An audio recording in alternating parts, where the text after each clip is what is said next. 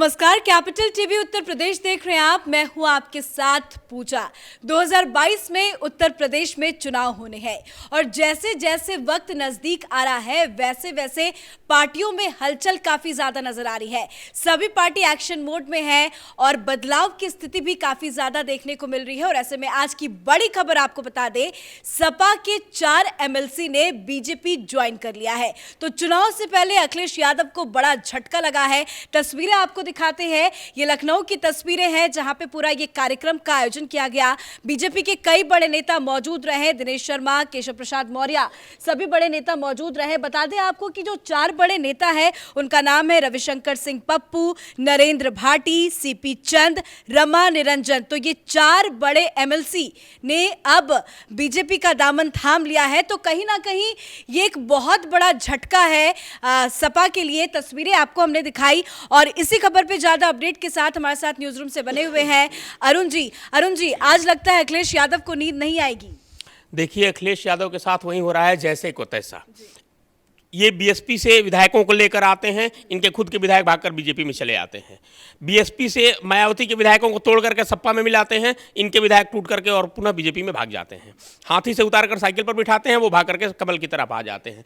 सबसे जो बड़ी चीज़ है, जो 4 आज एमएलसी ज्वाइन किए हैं, मैं उनके बारे में थोड़ा सा बताऊँ। रविशंकर सिंह वो शख्स हैं जो पूर्व पीएम चंद्रशेखर के पोते हैं, एक कद्दावर नेता हैं, बलिया से एमएलसी हैं। चंद्रशेखर का नाम आज हिंदुस्तान का शायद ही कोई शख्स हो जो न जानता हो। उनके पोते हैं जो बलिया क्षेत्र में अपनी एक पैठ रखते हैं, पब्लिक के बीच एक अपना अलग महत्व रखते हैं। उनका वोट बैंक है वहाँ, जो चंद्रशेखर के नाम पर हो या जैसे भी हो। दूसरी है रमा निरंजन, ये झांसी से एमएलसी हैं और बुंदेलखंड के एरिया में ये बहुत ही जाना पहचाना नाम है, किसी पहचान के मोहताज नहीं है रमा निरंजन। उसके बाद सीपी चंद जो गोरखपुर से एमएलसी हैं।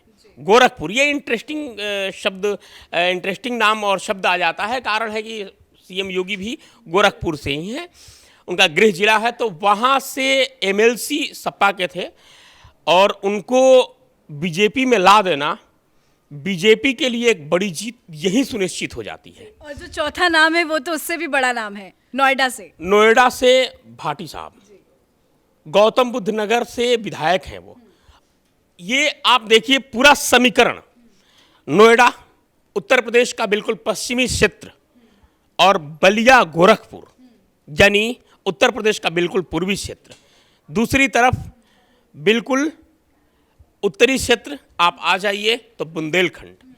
तीनों जगह से 4 एमएलसी को अपने साथ मिला लेना यही साबित करता है कि नहीं, बीजेपी धीरे धीरे ही सही बिल्कुल फ्रंट फुट पर अच्छा खासा खेल रही है।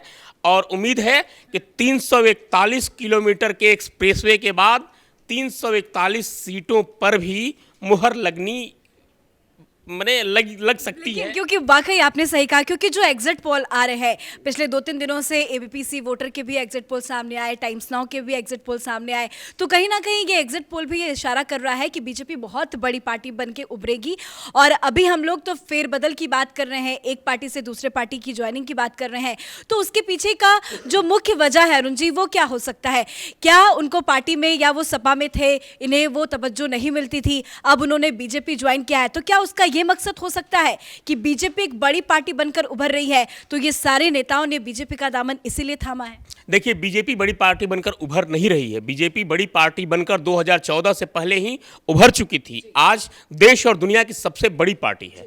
दूसरी चीज, आपने जो एक बात कही कि क्या सपा में इन्हें पद, ओहदा, सम्मान नहीं मिल रहा है, तो सपा हो, कांग्रेस हो, बसपा हो, वहां एक मूर्ति पूजा है, वंशवाद है, परिवारवाद है, एक शख्स ही सर्वोपरि है। उसकी आंखें जो इशारा कर दे वो आदेश है, जबान जो कह दे वही कानून है।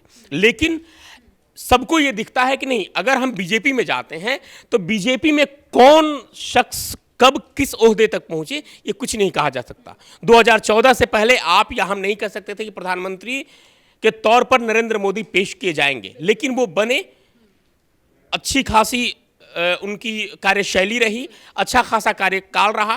तो ग्लोबल लीडर में भी अब तो नंबर 1 में है मोदी, ग्लोबल लीडर में नंबर 1। लेकिन हम उत्तर प्रदेश के परिप्रेक्ष्य में बात करें तो देखिए, सपा हो, बसपा हो या कांग्रेस हो, इन पार्टियों के साथ सबसे बड़ी चीज क्या है कि आप कितना ही भी मेहनत कर लें, पार्टी के लिए जी जान लगा दें, कुछ भी कर लें, लेकिन आपको पांव चूमना है, सर पटकना है उसी एक दरवाजे पर। और वो चीज बीजेपी में नहीं है। बीजेपी में योगी आदित्यनाथ कभी सांसद हुआ करते थे, आज प्रदेश के मुख्यमंत्री हैं। डॉक्टर दिनेश शर्मा उप महापौर और महापौर हुआ करते थे, आज प्रदेश के उप मुख्यमंत्री हैं। केशव प्रसाद मौर्य उप मुख्यमंत्री हैं। तो आप जब मेहनत करते हैं, उसका फल जब आपको दिखता है कि नहीं, हमें ये इस मेहनत का परिणाम यहाँ नहीं बल्कि यहाँ उचित दिखेगा, तो कोई भी शख्स अपनी सफलता के लिए, अपने काम के लिए उधर रुख करता है। यही जब समाजवादी पार्टी बीएसपी के 4 नेताओं को, छोटे भैया कहिए या बड़े नेता कहिए, जो भी हों, वो यदि शामिल करा लेते हैं तो समाजवादी पार्टी ऐसे लगता है कि मानो यूपी चुनाव जीत गई हो। लेकिन यही समाजवादी पार्टी कि जब अपने एमएलसी टूट कर गए हैं तो आज सदमे में हैं। आज पिछले कई दिनों से ऐसी बातें अखिलेश यादव खुद कर रहे थे अरुण जी, कि एक साथ 17 विधायक, 5 विधायक, 6 विधायक बीएसपी से छोड़कर सपा में आ रहे थे या कांग्रेस से छोड़कर सपा में आ रहे थे। तो अखिलेश यादव ने काफ़ी बड़ी बड़ी बातें कही कि ये सारे एमएलसी या विधायक है वो बीजेपी के साथ जाना नहीं चाहते। लेकिन अब जो 4 एमएलसी बीजेपी के साथ आए हैं, उनका जवाब वो जितने एमएलसी पहले आ चुके हैं बीएसपी छोड़कर एसपी से, तो योगी आदित्यनाथ ने इससे दे दिया है, क्योंकि ये 4 बहुत बड़े नाम हैं। देखिए, सबसे बड़ी चीज अखिलेश यादव ने कहा कि ये बीजेपी के साथ नहीं जाना चाहते इसलिए सपा के साथ आए हैं। ये भी तो हो सकता है कि बीजेपी उन्हें लेना नहीं चाहती, क्योंकि बीजेपी बहुत सोच समझ के फैसले लेती है। जो कद्दावर नेता हैं समाजवादी पार्टी के, वो यदि आते हैं, जो बेदाग छवि के हैं, जिनकी अपनी एक रसूख है वोटरों पर, जिनका एक माने अपना ओहदा है, अपने समाज में एक नाम है, एक पहचान है, वो यदि आते हैं तो बीजेपी उनका स्वागत करती है कि ठीक है साहब, आइए, आपका स्वागत है, आप आना चाहते हैं। दूसरी चीज़, सबसे जो बड़ी चीज़ है कि जब बीजेपी में लोग आते हैं तो एक शपथ पत्र, ये मैं आपको बता दें, शपथ पत्र भरा जाता है कि आप बिना किसी शर्त के शामिल हो रहे हैं। आप शर्त नहीं रखेंगे कि नहीं मैं इस पद के लिए आया हूँ, मैं इस पद के लिए मैं आया हूँ, मैं इतने पैसे के लिए आया हूँ, इतने अमुक ओहदे के लिए आया हूँ, ये सारी चीज़ें नहीं होती हैं। वहीं समाजवादी पार्टी जब भी इस तरह का, वो बसपा को तोड़े या कांग्रेस को तोड़े, बात वहीं आकर खत्म होती है, फिर तीनों एक ही साथ नजर आते हैं। दूसरी एक जो बड़ी, सबसे जो बड़ी बात सामने है पूरे इस परिप्रेक्ष्य में देखें, जो एमएलसी के मिलने पर, कि सपा हो या बसपा हो या कांग्रेस हो, हर कोई प्रतिद्वंदी मान रहा है बीजेपी को। दूसरी चीज कि जो विधायक, सांसद या नेता टूट कर आ रहे हैं, उन्हें ये देख रहा है कि ये सारी पार्टियां आपस में ही लड़ रही हैं, झगड़ रही हैं पद के लिए, पोस्ट के लिए, प्रतिष्ठा के लिए। लेकिन बीजेपी में ये चीज़ नहीं है। बीजेपी में ये है कि तय आलाकमान करता है, टिकट किसे मिलेगा, तय आलाकमान करता है, सीएम कौन होगा, तय पार्टी प्रमुख जो हैं, वो जो कमेटी है उनकी, वो तय करती है कि नहीं यहाँ पर किसे टिकट मिलेगा, कौन चुनाव लड़ेगा, कौन मुख्यमंत्री होगा, कौन डिप्टी सीएम होगा, कितने डिप्टी सीएम होंगे। सारी चीज़ों को लेकर के ये जो पार्टी की संवैधानिक शक्तियां हैं, पार्टी के संवैधानिक जो नियम हैं, उस तहत पार्टी के आला कमान नेता जो हैं वो तय करते हैं। और ये कम पार्टियों में देखने को मिलता है। ये एक बहुत बड़ा कारण है कि सपा से हो या बसपा से हो, वो विधायक या एमएलसी या नेता टूटकर बीजेपी की ओर रुख कर रहे हैं। चलिए, बहुत बहुत शुक्रिया अपडेट देने के लिए। तो उत्तर प्रदेश से जुड़ी आज की बड़ी खबर आपको बता दें, सपा के 4 एमएलसी ने बीजेपी ज्वाइन कर ली है।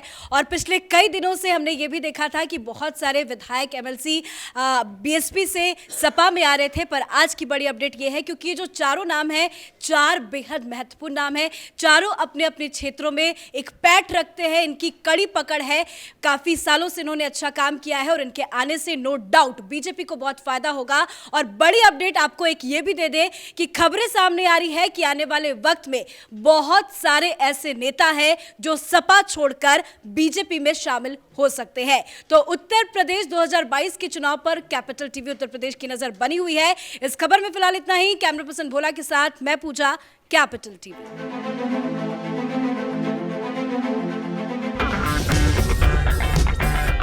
अगर आपको हमारा वीडियो पसंद आया हो तो इसे लाइक करें, हमारे चैनल को सब्सक्राइब करें और हाँ, बेल आइकन दबाना ना भूलें ताकि आप तक हमारे वीडियो की नोटिफिकेशन पहुंचती रहे। आप अपना सुझाव हमें कमेंट बॉक्स में दे सकते हैं। हमारे साथ जुड़ने के लिए शुक्रिया।